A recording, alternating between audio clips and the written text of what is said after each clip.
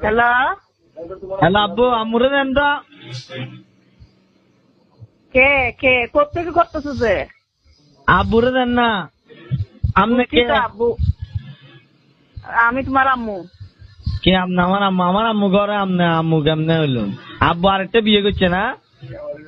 ও, আল্লাহর গজব পড়ছে এদের উপর, আল্লাহ ঠাড়াস পড়ছে, আল্লাহর গজব পড়ছে। আপনি কোথেকে করতেছেন?